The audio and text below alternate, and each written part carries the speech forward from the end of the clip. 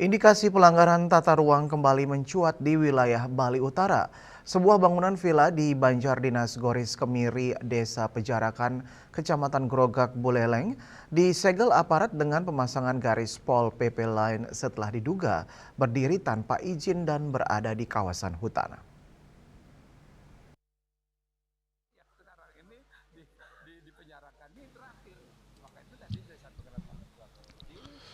Kasus ini pertama kali terungkap dalam inspeksi mendadak yang dilakukan Panitia Khusus Tata Ruang, Aset dan Perizinan atau Pansus TRAP DPRD Provinsi Bali pada 13 Oktober 2025 lalu. Temuan tersebut kemudian ditindaklanjuti oleh Komisi 1 DPRD Bali melalui kunjungan kerja ke DPRD Kabupaten Buleleng guna memperdalam dugaan pelanggaran perizinan dan tata ruang.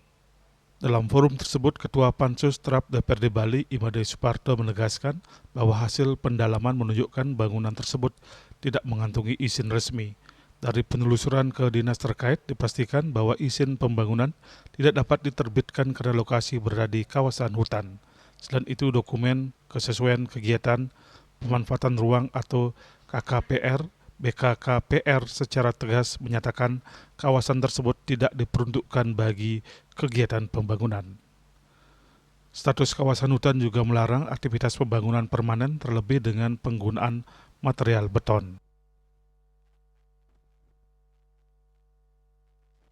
Terkait kepemilikan lahan secara nomini dari Pak Danu itu tinggal saya minta Pol PP tadi cek kekuatan ekonominya Pak Danu mampu enggak untuk membangun berapa villa.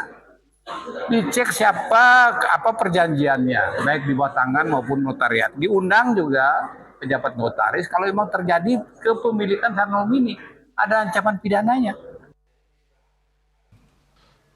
Pelanggaran ini dinilai tidak hanya menyentuh aspek administratif, tetapi juga berpotensi menimbulkan dampak ekologis serius. Perubahan fungsi kawasan hutan dikhawatirkan mengganggu keseimbangan ekosistem, mempercepat degradasi lingkungan hingga meningkatkan risiko bencana. Yasri Yuli, Bali TV.